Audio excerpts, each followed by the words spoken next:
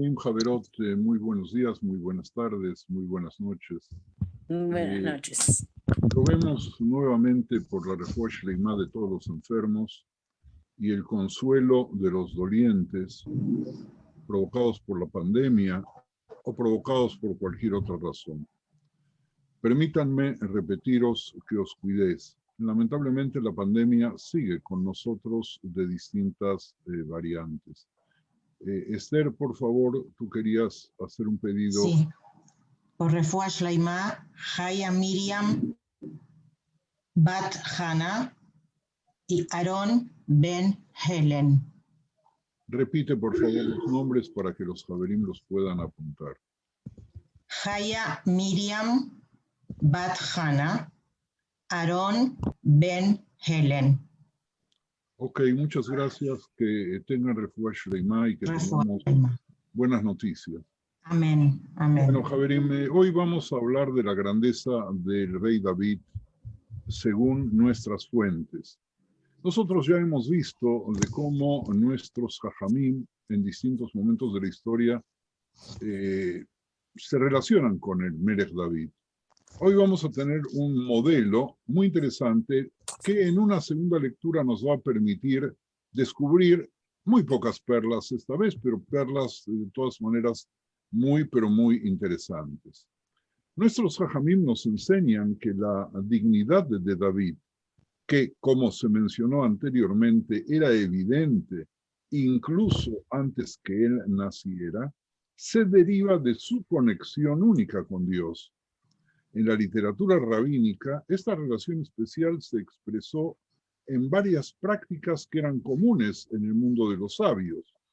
Los sabios dijeron que David observaba todos los mandamientos.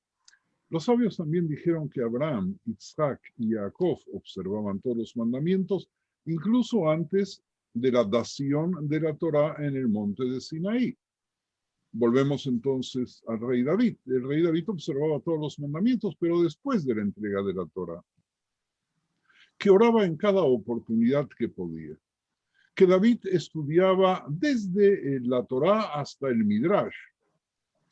Vale la pena mencionar que el Midrash es muy posterior a la época del rey David, que solo comía alimentos que habían sido diezmados, es decir, por los cuales se pagó el impuesto del diezmo, de acuerdo a la ley.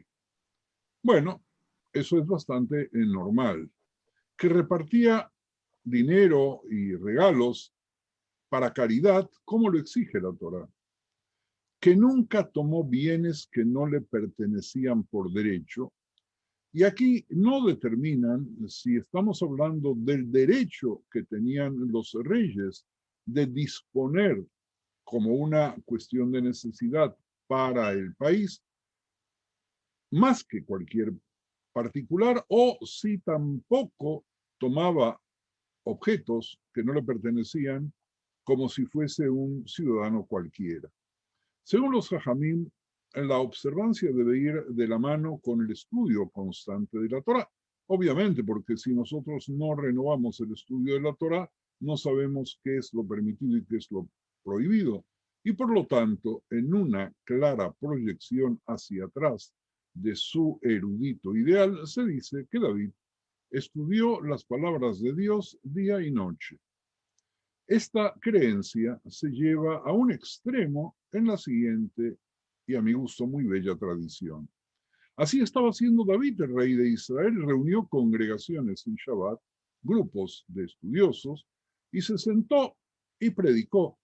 Se sentó en el púlpito de la casa de estudio y expuso a la gente buenas promesas y palabras de consuelo, enseñándoles, por ejemplo, las leyes de Pesach cerca de la fiesta, las leyes de Shavuot, para Matan Torah, y las leyes de la fiesta de Sukkot y los Arba Minim. David estaba sentado explicando los secretos de la Torah, revelando al pueblo de Israel secretos y misterios, acercándolos a la Torah. Así daba sermones públicos sobre Shabbat, sobre las normas de Bet Midrash como casa de estudio, de cómo estudiar públicamente la Torah, de las leyes referidas a todas las fiestas, de los secretos de la Torah, y los similares son todos conceptos claves en el mundo de los sabios y se utilizan aquí para describir la actividad religiosa de David. Miren ustedes qué cosa interesante que merece ser apuntada en nuestra memoria. Nuestros jajamim explicaban los conceptos claves del mundo en el cual ellos vivían y lo aplicaban a David retroactivamente, quizás sin darse cuenta que estaban hablando de tiempos diferentes. En el estudio de la yeshiva muchas veces sucede que a la mesa del alumno están sentados sabios de distintas épocas. A mí me pasó cuando era muy joven, y para mí Rabbi Akiva, Moshe Rabenu, Hillel, Rambam, Ramban, y no voy a seguir para no cansarles, estaban sentados juntos con nosotros alrededor de la mesa mientras nuestro moré, nuestro rabí, nuestro rebe, nos daba las clases. Me tardó mucho tiempo descubrir que estamos hablando de personas que vivían en lugares diferentes y en tiempos diferentes. Pero esa escuela es una escuela muy linda porque permite vivenciar las palabras teniéndolas tan cercanas como si fuesen dichas hoy mismo. Entonces, parece que los sabios no se habrían sorprendido de encontrar a David sentado con ellos en el Beit HaMidrash de ellos, ahondando las profundidades de la Torá, aclarando un versículo poco claro o desarrollando una nueva regla legal. La siguiente tradición sobre David el erudito y el poeta es particularmente conocida por todos vosotros. No les traigo ninguna noticia. Dijo David, en la noche, en la medianoche, nunca dormía. Hasta la medianoche estudiaba la Torá, desde allí recitaba canciones y alabanzas. Pero preguntan los sabios en Masejet Brajot 3b, ¿cómo sabía David la hora exacta de la medianoche cuando no teníamos relojes en la pulsera y ahora ya ni hace falta de los relojes en la pulsera? Y David tenía una señal que todos conocemos. Un arpa colgaba sobre su cama. Tan pronto como llegaba la medianoche, un viento del norte soplaba y movía las cuerdas de manera tal de que salía música del arpa por sí solo. Algunos dicen que no era arpa, sino que era laúd. De todas maneras, el instrumento que podría haber tenido David en esa época muy probablemente no era ni arpa ni laúd. Y cuando escuchaba las notas que salían de ese instrumento, se levantaba inmediatamente y estudiaba la Torá hasta el amanecer. Además de la mención del rey David por parte de la Guemará, se citan otras fuentes que describen sus acciones con respecto a lo que se citó anteriormente, que se levantaría en medio de la noche para servir a su creador. La Guemará pregunta, ¿se levantó David a la medianoche? Y contesta, sí, se levantó por la noche, como está escrito, me anticipé al alba y clamé, esperé en tu palabra. Se anticiparon mis ojos a las vigilias de la noche para meditar en tus mandatos. Oye mi voz, conforme a tu misericordia, oh Hashem, vivifícame conforme a tu juicio. Ahora, ¿de dónde sacan los jajamín esta cita? Nada más y nada menos de nuestro queridísimo y amantísimo libro de Tehilim, porque están tomados de los versículos 110, del capítulo 119, Pasuk 147. Entonces, volvemos a lo que ya habíamos dicho en sesiones anteriores, que para saber quién era David, nuestros sabios recurrieron a la fuente que ellos podían elegir, y la fuente más cercana, más dulce, era la fuente de Tehilim, adjudicada, Camubán, por cierto, al rey David y aquellos que probablemente colaboraban con él escribiéndolo. Y entonces tomaban un versículo supuestamente o realmente dicho por David y lo aplicaban como si fuese parte de su vivencia y experiencia personal. En estos psukim aparece una palabra hebrea que se llama Neshef. Y entonces los sabios no saben exactamente qué quiere decir Neshef. El de que nosotros decimos que equivale a altas horas de la noche. muy noche al atardecer del día, en la oscuridad de la noche, en la oscuridad profunda de la noche. Y Teilim nos da a nosotros, perdón, el libro de Mishle, de Shlomo Amelech, nos da a nosotros otra vez la palabra Neshef en otro contexto, que les voy a pasar para que ustedes lo tengan. Fíjense ustedes en Mishlei, Proverbios 7, versículos 8 y 9, que dicen: el cual pasaba por la calle junto a la esquina de aquella, e iba camino a su casa, a la tarde del día ya que oscurecía, en la oscuridad y tiniebla de la noche. Entonces, si nosotros tomamos la palabra Neshef, que aparece en Teilim, más la palabra Neshef, que aparece en Mishle, vamos a llegar a la conclusión que estamos hablando de una hora indeterminada, pero que es fácil deducir que estamos hablando de la medianoche.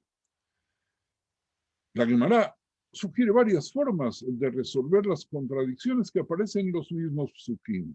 El rabino, el Oshaya, dijo que el Raf Aja dijo, David dijo lo siguiente: la medianoche nunca me pasó cuando dormía. Es decir, nunca tuve la experiencia de la medianoche durmiendo, siempre la tuve despierto.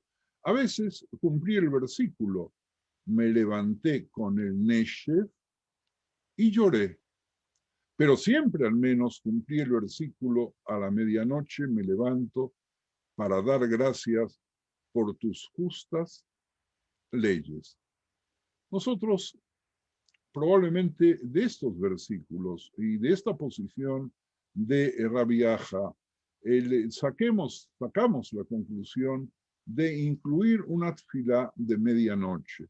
Y esa tefilá de medianoche fue instituida un poco para recordarnos la destrucción y la esperanza de la reconstrucción, probablemente basándose otra vez en lo adjudicado al rey David. A veces a medianoche lloraba. El resto, cuando podía sobreponerse al dolor, como si él ya hubiera vivido la destrucción del templo que todavía no se construyó y que él no vio porque no lo pudo construir, entonces estudiaba. Es muy interesante, Javerín, el juego poético maravilloso que hicieron nuestros sabios. Rabbi Zeirá dijo, sigo en el mismo texto de la Gemara hasta la medianoche, oigan bien, David dormía como un caballo, como un caballo. Pero la misma Gemara dice, pero un caballo dormita, pero nunca duerme profundamente. A partir de la medianoche, ganaría la fuerza de un león. Rabashi dijo, hasta la medianoche estudiaría Torah, como está escrito, me levanté con el Neshef y lloré, esperaba tu palabra de redención, quizás tu palabra de permitirme construir el Beit HaMikdash, y desde la medianoche participaba en canciones y alabanzas, como está escrito, a medianoche me levanto para dar gracias. Javerín, pensemos por un instante en esta dicotomía, en la posibilidad de un ser humano con una sensibilidad fuera de serie, o de un ser humano común, que de pronto quiebra su corazón por el dolor, por lo que falta, por la esperanza incumplida, y estamos hablando por lo personal, pero podríamos hablar también de lo nacional. Y cuando se desahoga y ya puede, entonces descubre que después de todo el dolor vendrá un momento hermoso, y así como se lamenta con mucho dolor por algo que todavía no sucede, también se alegra muchísimo por algo que tampoco sucedió, pero que le da esperanza de poder vivir. Nosotros vamos a estar ya muy cerca de estamos muy cerca de Rosh Chodesh Av, y que algunos desde el principio del mes y otros un poco más adelante llaman Menachem Av, y he escrito una nota que saldrá publicada para ese entonces, tratando de explicar qué quiere decir Menachem en tiempo presente, no Anachem no voy a ser el que consolará, sino el que está consolando, porque está consolándonos todos los días para anunciarnos que la redención es cercana, al grado que Tisha B'Av, día de profundo dolor, es asociado en el pensamiento de nuestros sabios como con el día del nacimiento de Mashiach, en el sentido que en lo más profundo de nuestro dolor encontramos lo más maravilloso del consuelo, porque sí, hemos perdido el primer templo, sí hemos perdido el segundo templo, sí hemos tenido desgracias durante todo ese tiempo, pero hay una luz que nos anuncia que seremos consolados, la luz de Menachem Av, a lo cual también agrego y digo en ese artículo que Menachem Ulay quizás está consolando al Av, a Av Arrahamim, al Padre misericordioso, está consolando a Dios por el dolor que Él también comparte con nosotros, que es el dolor de la destrucción. Perdónenme un segundito.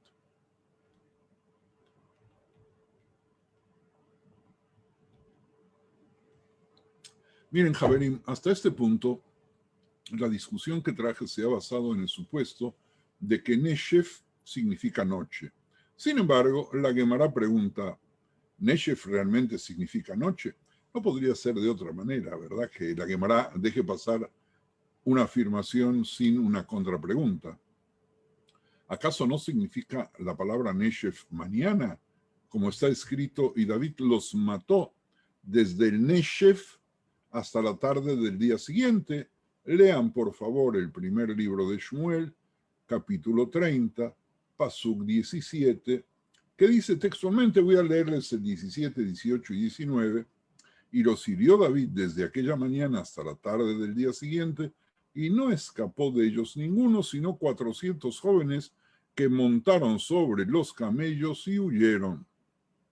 Y el Pasuk 18 del capítulo 30 de Shmuel Aleph dice, y libró David todo lo que los amalecitas habían tomado, y asimismo libertó David a sus 2 mujeres. Y el versículo siguiente, 19, y no les faltó cosa alguna, ni chica ni grande, así de hijos como de hijas del robo, y de todas las cosas que les había tomado, todo, lo recuperó el rey David. ¿No significa este verso desde la mañana hasta la noche? En cuyo caso, entonces, Neshef significa mañana. Y la Gemara responde, no, este versículo significa que David los mató desde una noche hasta la noche siguiente. Si nos distraemos por un instante lo que desea demostrar la Gemara, veremos de qué manera en silencio, sin sobresaltos, sin llamar la atención, nos está hablando de qué. Nos está hablando no solo de la devoción y religiosidad tan profunda de David, sino al traer estos versículos en este contexto de Shmuel, nos dice, aparentemente sin quererlo, que era un luchador de primera calidad, que rescató a los rehenes, que rescató los bienes que los amalecitas les habían quitado, y que esa lucha fue desde la tarde hasta la noche. Y entonces podemos seguir preguntándonos infinitamente, ¿por qué el versículo emplearía 2 términos diferentes para un solo concepto? Más bien, Rabá dijo, hay 2 momentos a los que se hace referencia como Neshef, y la palabra puede referirse a la tarde o a la mañana. Neshef debe entenderse de acuerdo con su raíz aramea. La noche pasa, Nashaf, Neshaf, llega el día, y el día pasa, Neshaf, Nashaf, y llega la noche. Les voy a leer en hebreo, y si es necesario voy a traducir un poquito, lo que encontré sobre la palabra Neshef, que es en masculino, y quizás tenga implicancia de algo que pasa como con los vientos, que significa, estoy traduciendo del hebreo, víspera, noche, y Eshayahu trae un versículo que dice, Mashkimei vaboker meacharei baneshef. Se levantan en la mañana después de Neshef.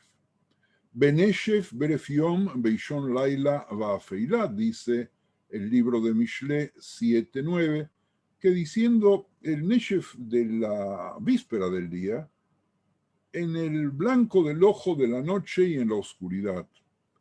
Y Vaikra Rabá, como no podía ser de otra manera, el Midrash dice, Veanoef Azeh, Yoshef Umeshamer Eimatai Neshef Ba, Eimatai Erev Ba. ¿Cómo vamos a traducir Noef? Ayúdenme, si a alguno se le ocurre. Adúltero. A ver, ¿a quién se le ocurre algo más que adúltero? Anuefet. No escuché la pregunta. La palabra hebrea noef, noefet, que él tradujo muy bien como adúlteros, el resultado es el adulterio, pero a mí me parece que noef es la acción que lleva al adulterio. Bueno, ¿qué pasa con este noef? Está sentado y esperando cuando llega el neshef, es decir, cuando llega la noche. Cuando llega, y la segunda parte de Vaikra Rabá Havgimel dice, Eimatai Erev Ba, cuando llega el anochecer. Y bueno, voy a saltearlo porque para quienes no dominan las sutilezas del hebreo, no vamos a ir muy lejos con esto, pero hay mucho uso del término que justifica de alguna manera la discusión de la Gemara. Discusión de la Gemara sobre el momento de la medianoche, pero no sobre las acciones que podría eventualmente haber hecho David. Discusión sobre las fuentes de donde se aprenden esas acciones, pero no sobre las acciones mismas. Regresemos a la Gemara. Cuando el rey David dijo, me levanto a la medianoche, se supone que se levantó precisamente a la medianoche. Y la Gemara pregunta, ¿sabía David exactamente cuándo era medianoche? Sí, incluso Moshe Rabenu, no sabía exactamente cuándo era medianoche. ¿Cómo sabemos esto acerca de Moshe? Como está escrito que le dijo al faraón, así dijo Hashem, cerca de la medianoche, saldré en medio de Egipto. Aparece en el libro de Shemot 11:4. Y Moshe repitió, así dice Hashem, como a medianoche. Repito, como a medianoche, no a la medianoche, sino como a la medianoche yo pasaré por toda la tierra de Egipto y morirá todo primogénito en la tierra de Egipto, desde el primogénito del faraón que se sienta en su trono hasta el primogénito de la sierva que está detrás del molino, también todo primogénito del ganado. Entonces, la palabra sobreindica que la medianoche era solo una aproximación, pero no cuando exactamente suena el pip, pip, pip de los teléfonos o de la radio que va a anunciar las noticias de la medianoche. La Gemara aclara, Javerim y Javerot, ¿cuál es el significado de la expresión cerca de la medianoche? Moshe lo dijo, o Dios lo dijo. Ese es como a medianoche, ¿de dónde viene? Si decimos que el santo bendito sea él mismo, dijo, hacia la medianoche, cuando le comunicó la hora a Moshe, ¿hay duda ante Dios en el cielo que acaso no sabe exactamente cuándo es la medianoche? Más bien, Javerim, esto debe entenderse de la siguiente manera. Dios le dijo a Moshe a la medianoche, pero por el hecho de que cuando Moshe fue a Faraón dijo cerca de la medianoche, aparentemente Moshe no estaba seguro del momento exacto de la medianoche. Moshe no sabía cuándo era medianoche. Moshe, el mayor de todos los profetas, no estaba seguro.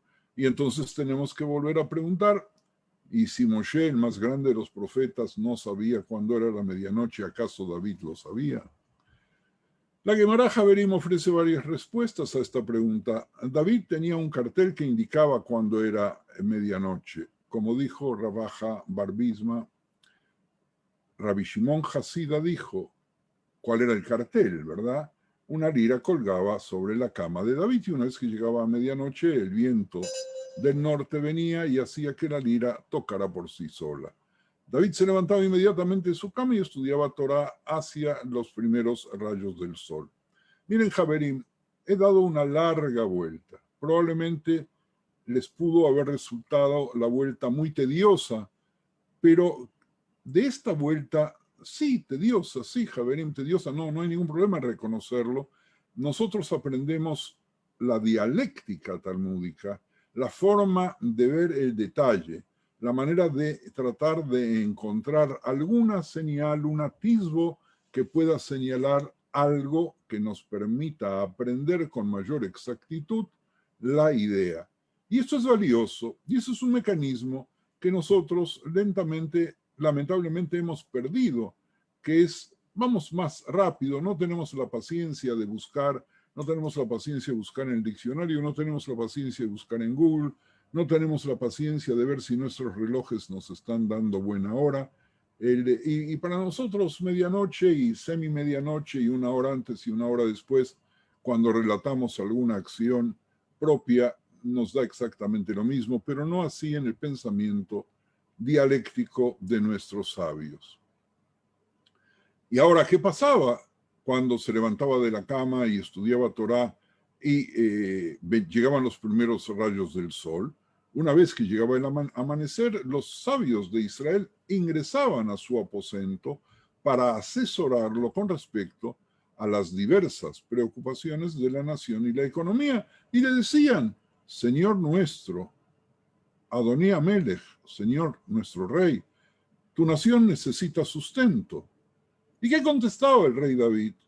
Vayan y sosténganse los unos a los otros. Aprovéchense de lo que sobre o de lo que falte. ¿Me están oyendo, Javerim? Los sabios de Israel le respondían con una parábola. Un solo puñado de comida no satisface a un león, y un pozo no se llena simplemente con la lluvia que cae directamente en el hueco del pozo, sino que se debe introducir agua por otras fuentes subterráneas o en nuestra época por tuberías. Así también la nación no puede sostenerse usando sus propios recursos. El rey David les dijo: vayan y tomen armas con las tropas en la batalla para expandir nuestras fronteras y brindar a nuestra gente la oportunidad de ganarse la vida.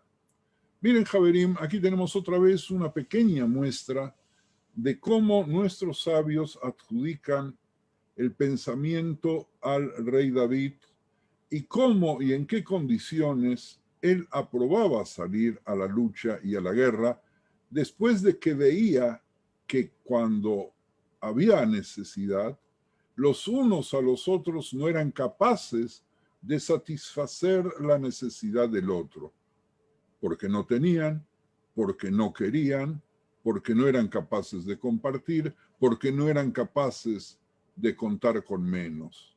Y entonces los sabios venían y traían todo este ejemplo del león y del pozo que nunca se llena, y de esa manera conseguían de alguna forma convencerlo al rey David que salga a luchar. Y David no se contuvo en las batallas, como bien lo sabemos.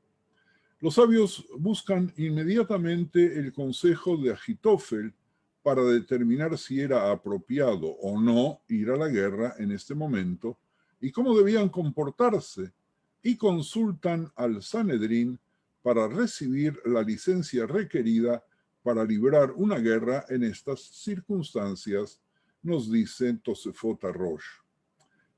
Fíjense en ustedes, vamos a salir a la guerra. Aparentemente el rey dijo: vamos a salir a la guerra, pero no pueden salir a la guerra porque los sabios tenían ahí a un personaje llamado Ahitófel, y a lo mejor vamos a desarrollarlo en unos minutos, y iban a pedirle consejo a Ahitófel para poder saber si era apropiado o no salir en ese momento a la guerra, porque si ese momento pasaba, pues no se podía salir a la guerra hasta una nueva consulta. Pero no era suficiente lo que opinaba, por decir así, el sabio Ahitófel, el gran consejero, y consultaban al Sanedrín para recibir la licencia requerida para librar una guerra en esas circunstancias. Javerim, el derecho de la Torá obliga que cuando no se trata de una guerra que hay que liberar porque no queda otra consecuencia, o que hay que liberar para terminar de conquistar el territorio prometido, no se puede salir a la guerra. El rey no puede decidir guerra, el poder ejecutivo no puede decidir guerra. Quien lo debe decidir, a la falta de un poder legislativo en esa época, vamos a decir que el poder legislativo estaba formado por Ahitófel, no era suficiente, aún el poder legislativo necesitaban ir al poder judicial y los jueces del Sanedrín tenían que ponerse de acuerdo en poder salir a la guerra y si no, no había guerra. Ese mecanismo, mis queridos amigos, fue prolongándose en nuestro espíritu para bien y para no tan bien cuando nos vimos impedidos de tomar armas porque era necesario recorrer un largo camino jurídico para que la guerra y la lucha y el derramamiento de sangre fuera posible, aún en casos de necesidades como la falta de comida o la falta de agua. Vamos a detenernos en unos instantes, pero quiero terminar solamente esta idea. Permítanme, Javerim y Javerot, analizar este fragmento. Un rey de Israel no sale a la guerra sin una decisión de la corte.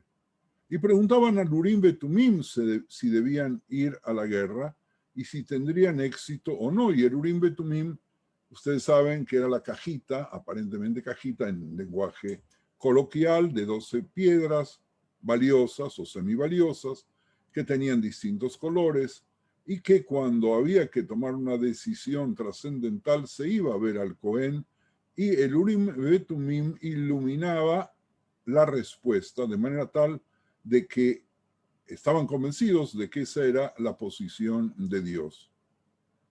Bueno, me detengo aquí un instante para que ustedes puedan hacer sus comentarios y antes de que continuemos las preguntas o las objeciones. Hola, Raf, habla Moti. Hola, Moti. ¿Por qué no estás con cámara, Moti? Te quiero ver cómo te ves ahora.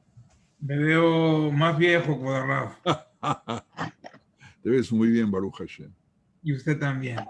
La primera respuesta de David sonó como la de María Antonieta.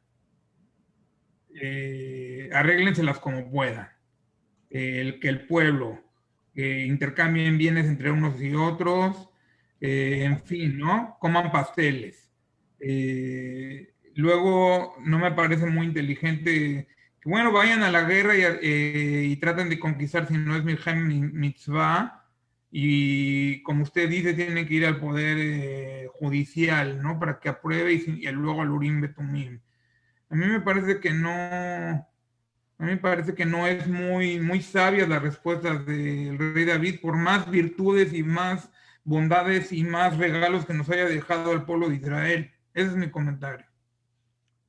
Solamente agregando a tu comentario, Moti, algo muy lindo, que aún aceptando que el pueblo, suponiendo que el pueblo estuviese convencido de que David era muy tan jajam, de todas maneras el mismo David tenía que someterse a un consejo de personas que a lo mejor no eran tan jajamín como él, pero cuestiones de vida o muerte no las podía decidir solo. Yo creo que esa es una lección maravillosa que ojalá y nuestros líderes comunitarios y nacionales actuasen de la misma manera, aun cuando se sientan iluminados por las hadas. Jenny quiere decir algo. Jenny, ábrete el micrófono. Tienes el micrófono cerrado, Jenny.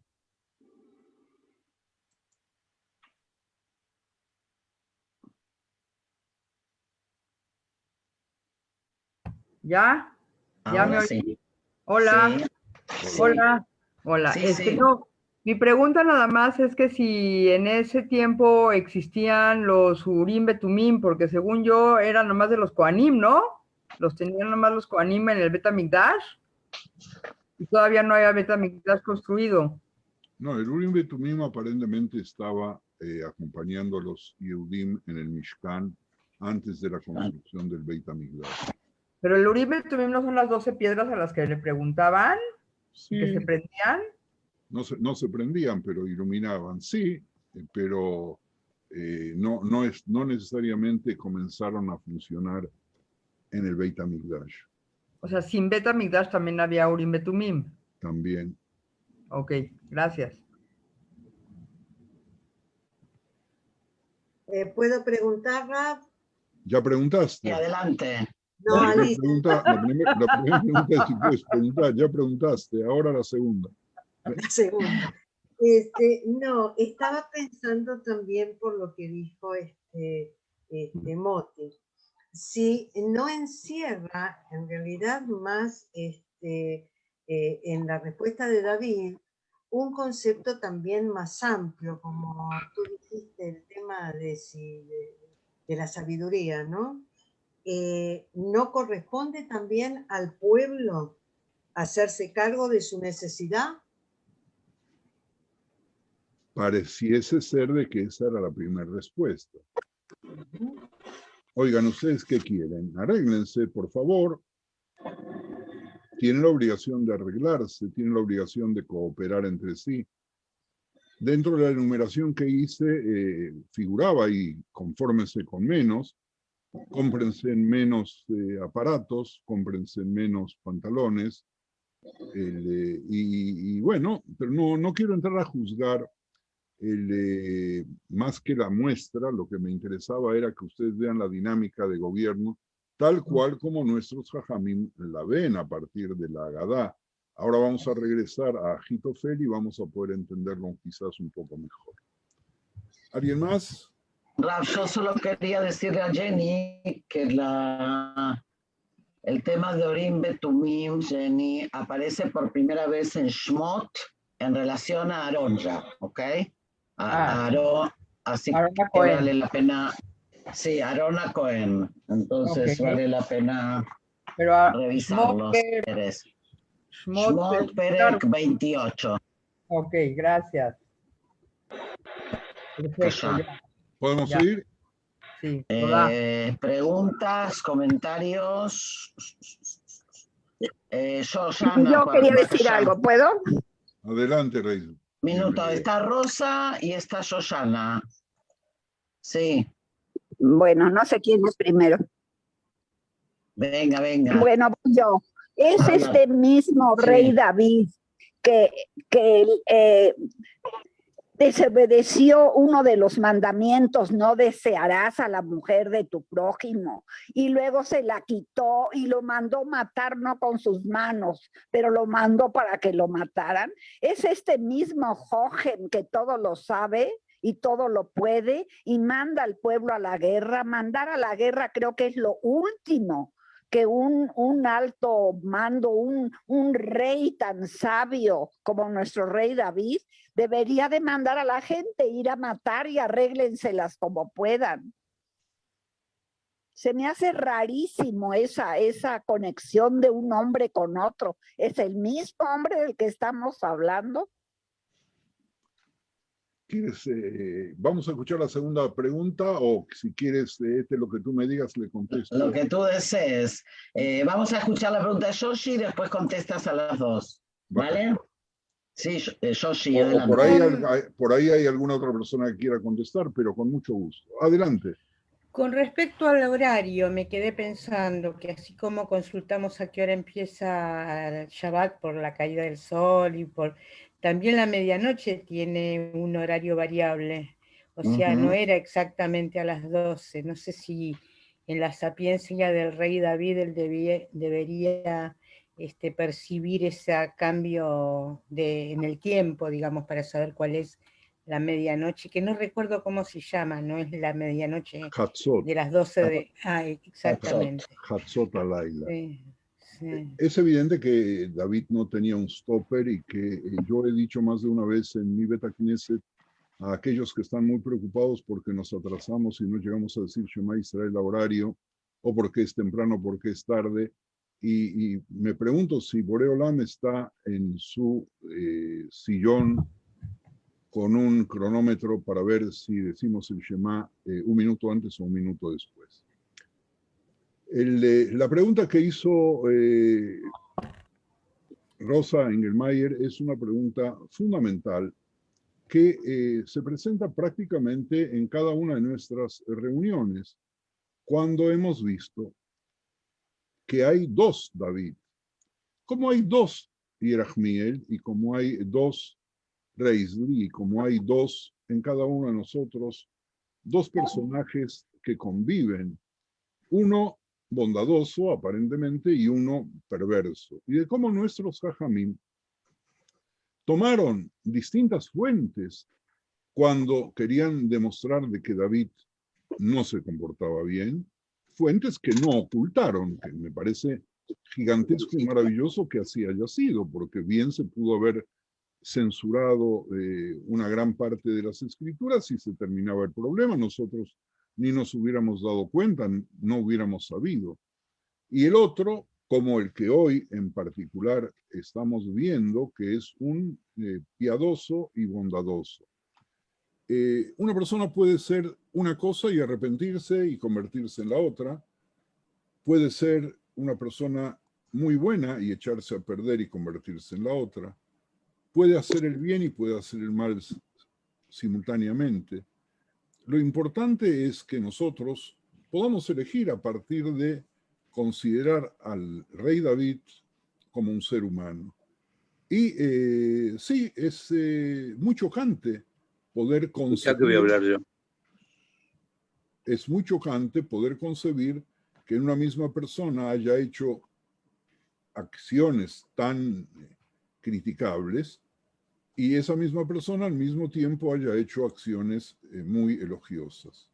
Independientemente de que el tema de la guerra es un tema de por sí importante y más de uno de nuestros sabios determina que David no pudo construir el Beit HaMikdash porque sus manos estaban manchadas con sangre, mientras que su hijo Shlomo, algunos traducen Shlomo como pacífico, se caracterizó porque no tuvo guerras. Claro, las guerras las hizo David.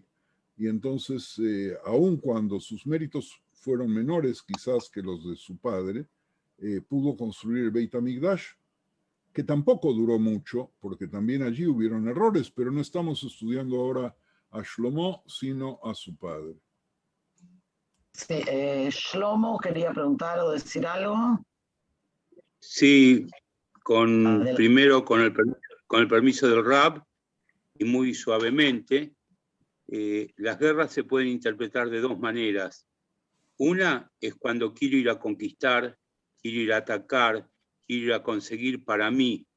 Y otra cuando me tengo que defender de que quién me viene a atacar o quién me viene a exterminar. Y humildemente yo creo que las guerras del rey David, como rey y como persona que a lo mejor no le gustaba la guerra, nosotros eso lo hemos estudiado, él sintió la responsabilidad de salir a defender a su pueblo. Y con el mayor respeto y con mucha humildad, sobre la otra acusación que dijo la señora, es cierto, todos en algún momento lo hemos acusado, pero está escrito claramente que el que dice que el rey David pecó, no conoció bien la historia. Entonces yo creo que tendríamos que estudiar un poquitito más la historia y después analizar si es verdad que pecó, aunque aparentemente se ve como un desastre lo que hizo y que no es digno de una persona como él, pero hay que estudiar toda la historia de Uriah, qué es lo que pasó, qué es lo que no pasó. Lo digo primero para mí, porque yo también me hice en su momento la pregunta. Eso nada más quería decir con el respeto del Rab. Nada más. ¿Podemos continuar? Gracias, Shlomo. ¿Puedo decir algo? Ya no. Jenny y después el Raf. Ya Sí. va. No, bueno, yo nada más porque tengo entendido de donde me acuerdo de que después de que el rey David peca, tiene un hijo que muere, ¿Verdad? ¿no? Entonces, el hijo que muere, pues es como de alguna manera, según yo, es como pues lo que recibió de consecuencia de su pecado. Y luego tiene al rey Shlomo, al hijo Shlomo, que va a construir el templo. Entonces, no me acuerdo cómo se llama ahorita el hijo que muere,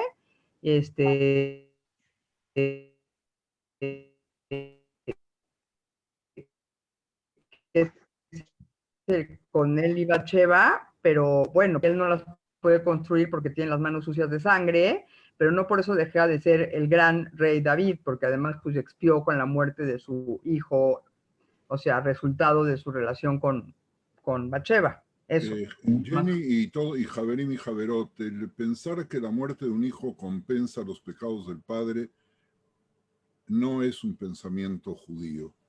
Y está reprobado incluso por las escrituras cuando se dice de que los hijos y los nietos no pagan los errores de los padres. El pensamiento de la redención por la muerte es un pensamiento no judío, que se populariza entre los judíos porque los judíos, sin darse cuenta, toman de otros pensamientos ideas que creen que son propias, pero no es un pensamiento judío, y que quede claro, la muerte de nadie redime el pecado del otro. Y quiero volver solamente un instante más para la señora Engelmayer y decirle, Rosa, nosotros durante todo este ciclo que ya lleva 9 sesiones, nos encontramos en dos posibilidades, en un claro oscuro, de una defensa a veces ciega de rey David y de una condena también a veces ciega del rey David, olvidándonos que es un ser humano.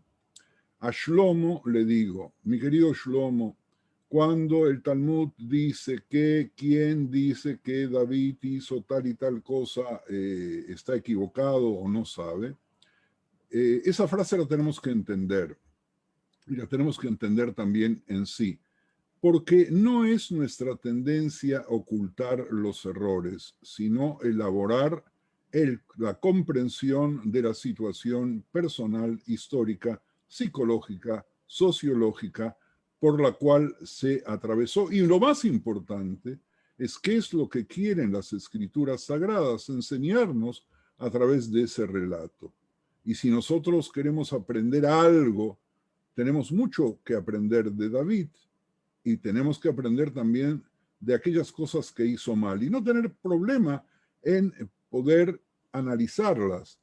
Nosotros no somos nadie para juzgar al prójimo, ni al superior a nosotros por sabiduría o por conocimiento o por posición social o política, ni al inferior a nosotros por las razones que fuesen, porque estudió un grado menos. Pero sí es importante que analicemos y veamos sin ningún tipo de censura lo que las escrituras nos traen, porque para eso las trajeron. Bueno, avanzamos un poquito más, por favor. Miren ustedes, Rav Yosef dijo, ¿sobre qué pasuk se basa esta Agadá? Aprendamos también aquí otro principio talmúdico, que si no hay un pasuk para basar una opinión, no hay opinión. Repito, la pregunta que hace Rav Yosef, ya con el diálogo que tuvimos hace un instante, por ahí se cortó el pensamiento, ¿verdad? El último pensamiento era que un rey de Israel no sale a la guerra sin una decisión, no solamente de la corte, que el Sanedrín, ¿verdad? Que nosotros llamamos en nuestra época algo parecido como la corte, o de los consejeros o los ministros. Pero fundamentalmente la pregunta es, ¿de dónde aprendemos lo que aprendemos? Y está escrito, y después de Ahitofel fue Yehoiadá, hijo de Benayau y Ebiatar, y el general del ejército del rey llamado Yoab.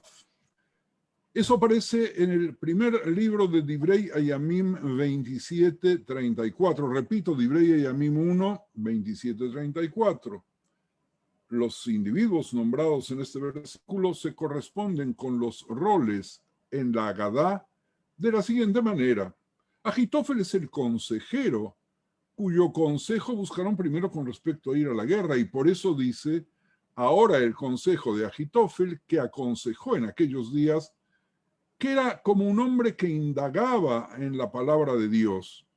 Así fue el consejo de Ahitofel con David y con Absalom, hijo de David, Javerim, por favor, si tienen a mano, y sería bueno que siempre tengan a mano, el Tanaj, van a poder ver el segundo libro de Shmuel en el capítulo 16, versículo 23.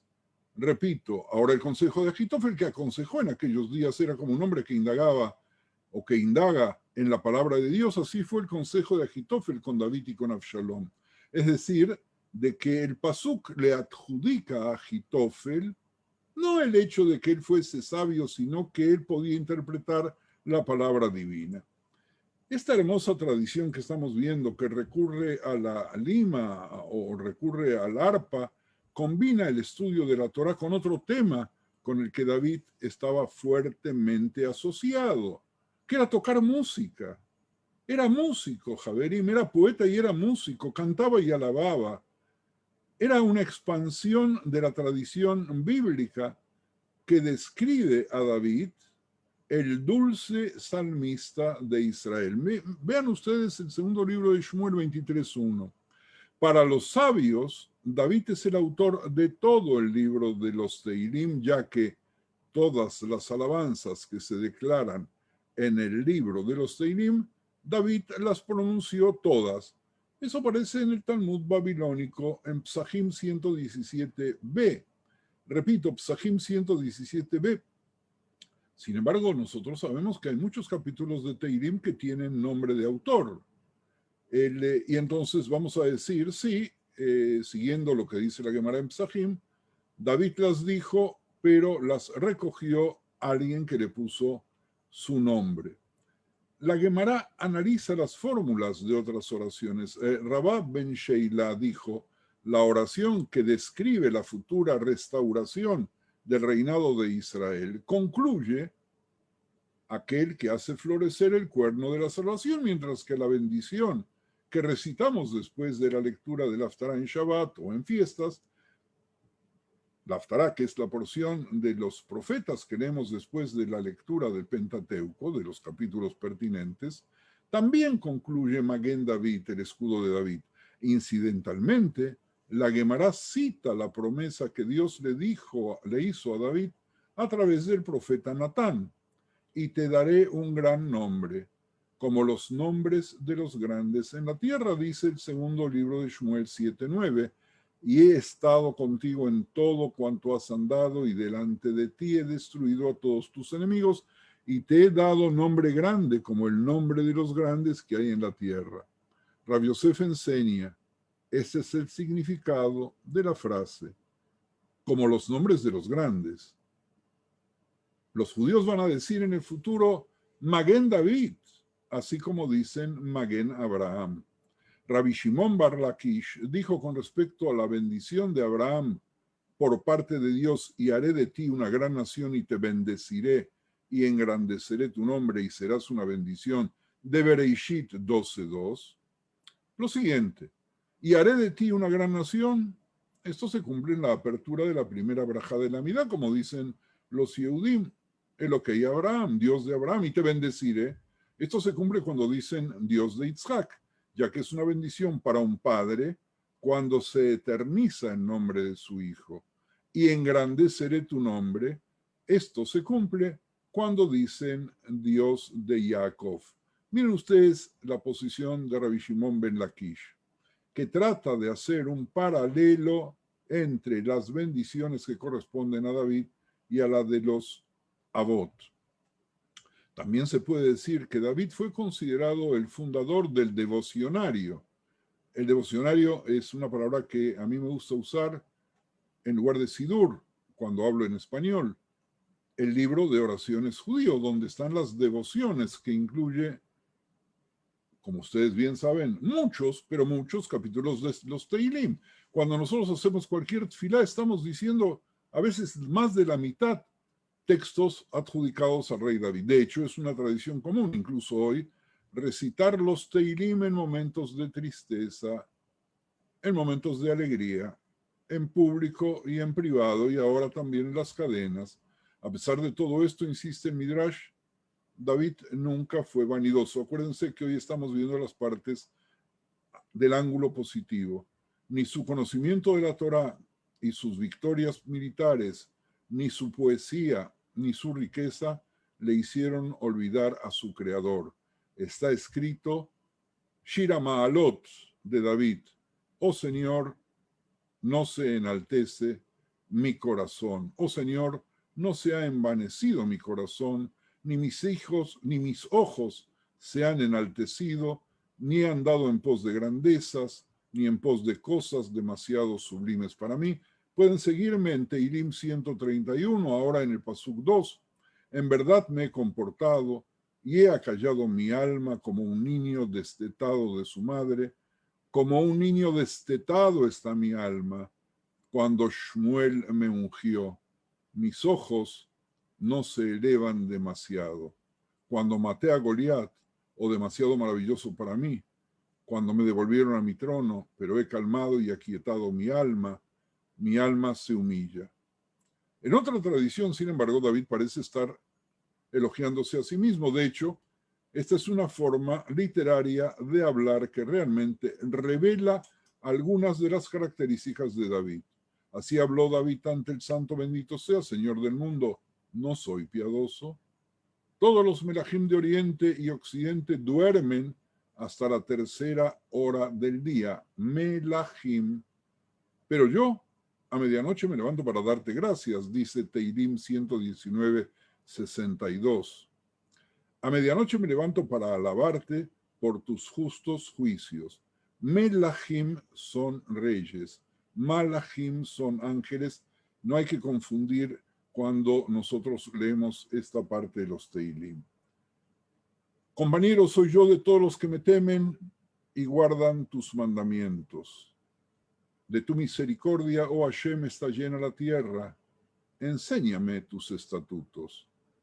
Todos los melajim, los reyes de Oriente y Occidente, se sientan con toda su pompa entre su compañía, mientras que mis manos están manchadas de sangre, con el feto y la placenta para declarar limpia a una mujer para su marido, y lo que es más, en todo lo que hago consulto a mi maestro Mefiboshet y le digo, ¿es correcta mi decisión? ¿Condené correctamente? ¿Absolví correctamente? ¿Declaré limpio correctamente? ¿Declaré impuro correctamente? Y no me avergüenzo de pedir su consejo, dice la Gemara en Berajot 4a. Yo creo que el reloj que sí tenemos es un poco tirano y vamos a detenernos aquí por si todavía alguno de vosotros quiere hacer algún comentario o alguna crítica, cosa que me gustaría mucho. A ver, Javerim, ¿hay alguien que quiera comentar algo? Jenny. Ábrete el micrófono, Jenny. No, yo nada más quería comentar que, bueno, que gracias, que ya ahora además me metí a pantalla computadora, entonces ya los veo a todos y que me da mucho gusto. Pero no, yo nada más quería comentar que me ha como conmovido, interesado muchísimo toda esta parte del rey David como cantor, o sea, y como, o sea, que escribe Shirah, ¿no? O sea, como cantor, como músico, bueno, también por mi relación con la poesía y como todas estas partes que también se hablaron en las clases pasadas de estos como ondas químicas, ¿no? O sea, que bajaban como a la depre y luego subían a la emoción divina, ¿no?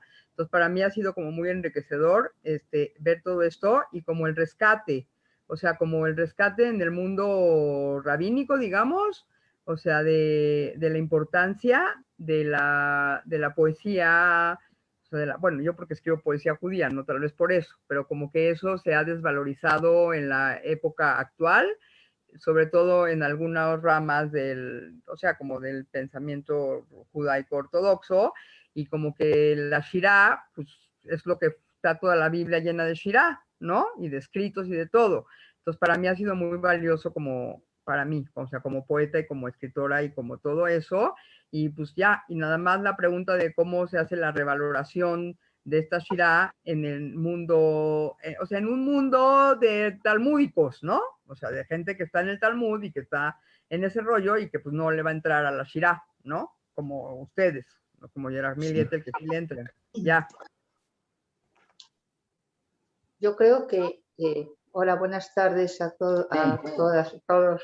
Que hoy he podido venir a clase, o sea que es casi un lujo hoy. Yo lo que quería aportar, que me ha fascinado mucho, ¿no? de esta personalidad tan paradójica de David, y que nos encontramos con ese registro tan tremendo que va desde un hombre con un corazón íntegro, ¿no? Que es como es elegido en un principio, ¿no? por Samuel.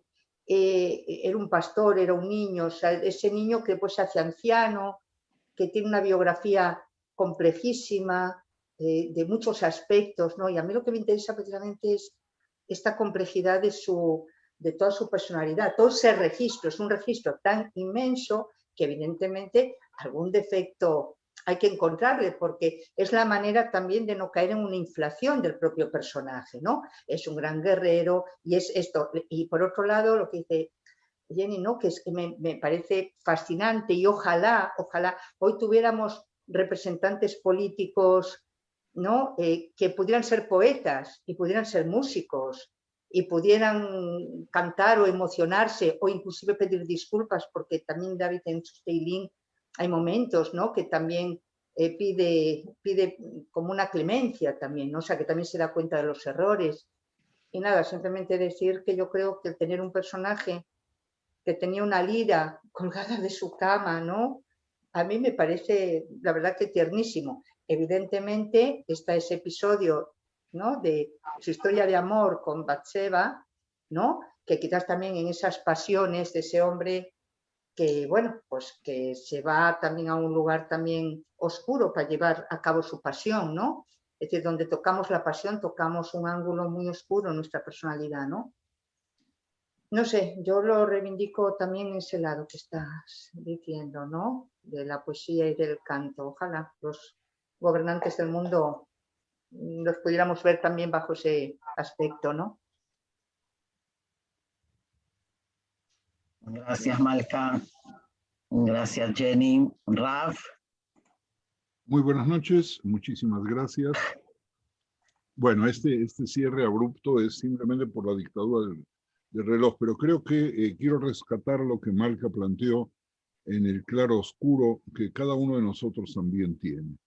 Y obviamente, lo maravilloso que puede tener un personaje dotado quizás porque él se lo buscó, ¿verdad? El poder usar la pluma para la poesía, porque Shirah es poesía, y expresarse como tal. Uno de los Javerim que están en este grupo, y que hoy no lo veo, puede ser que esté, pero que siempre está, él se escribe conmigo únicamente en poesía. Estoy viendo si lo encuentro, no lo veo.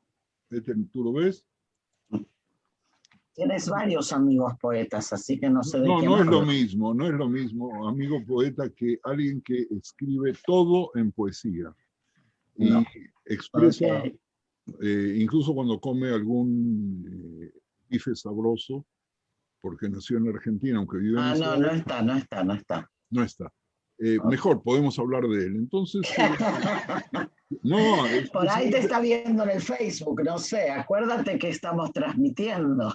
No, es muy interesante el hecho de que, como bien dijo Malka, que un líder o una persona que tiene que conducir esté dotado primero de un contrapunto. Esa era la palabra que me faltaba. Reis, yo te recuerdo a ti que por ahí del año 1984, seguramente te acuerdas, en el programa Contrapunto de Jacobo Zabludovsky, participaba yo sobre el tema de maltrato infantil, y el estudio de Jacobo Zabludovsky, que era ahí está Shmuel Goldstein, que seguramente también se acuerda, Shmuel, de Jacobito. Jacobito era el dueño prácticamente de la televisión mexicana, y el programa Contrapunto salía sobre un tema desarrollado 1 hora por día, de lunes a viernes. Digo bien, no, era una vez por semana, semana de 1 hora, pero cada uno de los temas podía tener 4, 5 o 10 programas. Y entonces estaba dividido el panel en 2 colores. los que apoyaban la idea A estábamos sentados todos de un lado y los que apoyaban la idea B estaban sentados en el otro. Y nosotros estamos haciendo de alguna manera con ustedes en este grupo también un poco de contrapunto cuando analizamos las conductas de nuestros grandes, porque también es grande el que mete la pata muy grandemente, ¿verdad? Es decir, porque los mediocres meten la patita, aunque yo conozco algunos mediocres que meten la patota, pero eso ya es otro tema. Así que mis queridos, sí, los que viven en Argentina me movieron la cabeza como diciendo que ellos también los conocen. Javerim, solamente agradecerles, volver a pedir, Abreimele, ¿verdad? Tú también crees que así es, bueno. Una sí, pregunta. ¿La palabra Neshef es con fe al final? Sí. Sí, señora. O sea que si nosotros cambiamos el lugar de las letras también tiene que ver con Nefesh. Sí, señora. Y entonces el alma de David era como que el mérito del alma de David era la medianoche. El Nefesh. Javerim, ustedes escucharon a que llegamos hoy. Bendito sea Dios. Qué hermoso poder cerrar con este descubrimiento de Esther. Gracias, Esther. No, al contrario, gracias que me has despertado. Qué lindo. Javerim, nos vemos si Dios quiere la semana que viene. Muchísimas gracias. Gracias, Yera. Y que tengamos todos muchas